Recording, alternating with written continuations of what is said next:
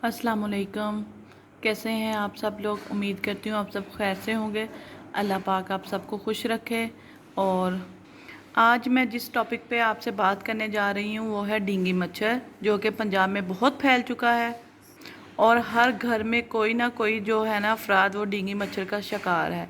इसलिए मैंने सोचा क्यों ना आज मैं इस टॉपिक पे आपसे बात करूं। डेंगू में मरीज़ का कुछ भी खाने पीने को दिल नहीं करता। हम लोग समझ रहे होते हैं कि ये मौसमी बुखार है, हम मरीज़ को तंग नहीं करते। डेंगू की जो सबसे बड़ी अलामत है वो ये है कि मरीज़ को 104 105 पे बुखार है।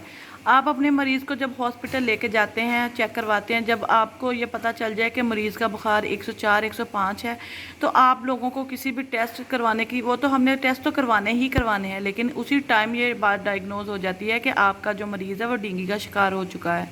अच्छा जी, तो लास्ट वीक जो मेरी सिस्टर थी उनको जी बुखार हुआ। हम लोग यही समझे कि मौसमी बुखार है, हम उनको हॉस्पिटल लेके चले गए।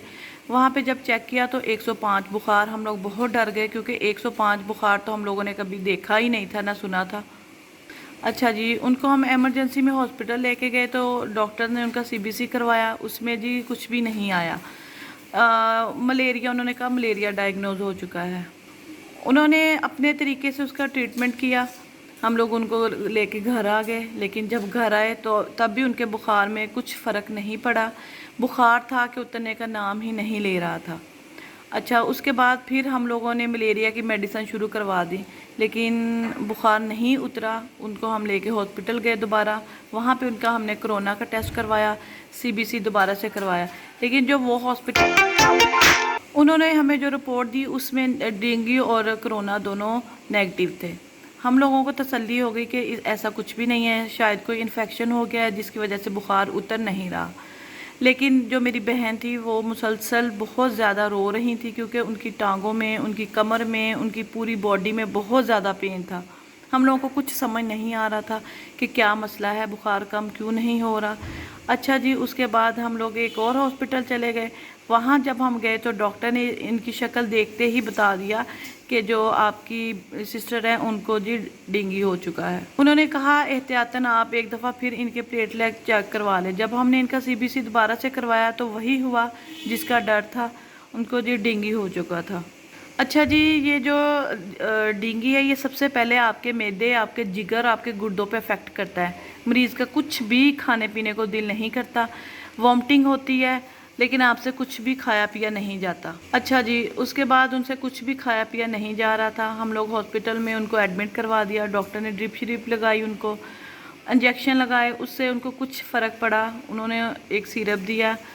अच्छा जी, डॉक्टर ने फिर उनको भूख तो लग ही नहीं रही थी, भूख लग नहीं रही थी, फिर उन्होंने एक सिरप दिया हैपामर्स, वो हमने उनको पिलाना शुरू कर दिया। उसके बाद जी उन्होंने हाँ जी ये अच्छा जी, जो डेंगू के मरीज़ होते हैं उनको चाहिए कि वो दिन में तकरीबन 3 से 4 लीटर पानी तो ज़रूर पिएं, और उसके अलावा जूसेस का इस्तेमाल है, जैसा कि ये आपको चीज़ें नज़र आ रही हैं तो इनसे आप लोगों को आइडिया हो गया होगा। ये सारी चीज़ें तो अब आप लोग अपने घर में पहले से ही ला के रख लें, क्योंकि जितना डेंगू वायरस फैल चुका है ना, हम कुछ नहीं कह सकते कि किसी को किसी टाइम भी ये हो सकता है।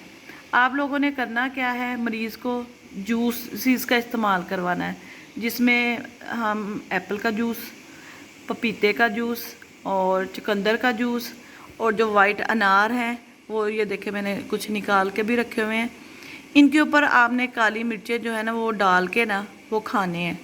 अच्छा, आपने एप्पल का जूस पीना है। अगर चुकंदर का अलहदा से आप जूस नहीं पी सकते तो आप लोगों ने क्या करना है, एप्पल का जूस निकाल के उसमें बल्कि थोड़ा सा चुकंदर डालना है, उसका जूस डाल लें और उसके ऊपर लेमन निचोड़ के वो पी लें। और पपीता, आपको पता है पपीते के कितने फ़ायदे हैं, ये हम लोग वैसे भी अपनी डाइट में शामिल करते ही करते हैं। जो लोग डाइट करते हैं वो भी पपीता बहुत शौक़ से खाते हैं। हाँ जी, पपीता बजाते खुद तो इसके फ़ायदे हैं ही हैं, इनके जो पत्ते हैं उनमें उसके भी बहुत ज़्यादा फ़ायदे हैं। इसके पत्तों को उबाल के उनका रस जो है वो पिया जाए, इससे भी बहुत जल्दी फ़र्क पड़ता है। जब आपके प्लेटलेट एकदम से कम हो जाते हैं उसकी वजह से बहुत ज़्यादा वीकनेसेस हो जाती है और जो मरीज़ है वो कांपना शुरू कर देता है।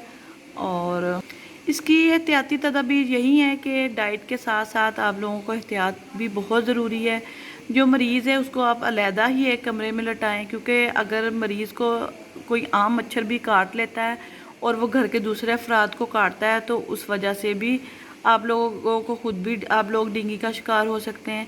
इसलिए मरीज़ को अलहदा कमरे में लटाया जाए और घरों को साफ़ सुथरा रखें। और पानी जो है, पानी के इस्तेमाल की जितनी भी चीज़ें हैं उनको आप लोगों ने नंगा नहीं छोड़ना, उनको कवर करके रखें, क्योंकि ये डेंगू मच्छर ऐसा मच्छर है जो कि साफ़ पानी पे आता है। आपके घर में जो भी पौधे हैं उनको आप लोगों ने अगर पानी देना भी है तो बहुत कम, गमलों में वैसे ही पानी नहीं छोड़ना आप लोगों ने। मच्छर मार जो है वो स्प्रे करवाया जाए घरों में, और ज़्यादा से ज़्यादा कोशिश की जाए कि मच्छरों से बचा जाए। और मेरी आप लोगों से यही गुजारिश है कि प्लीज़ प्लीज़ प्लीज़ ख़ुद भी अपने घर वालों को भी डेंगू मच्छर से बचाएं। शुक्रिया। अगर आपको मेरी वीडियो पसंद आ गई हो तो प्लीज़ लाइक का बटन दबा दीजिएगा और चैनल को सब्सक्राइब कर दीजिएगा।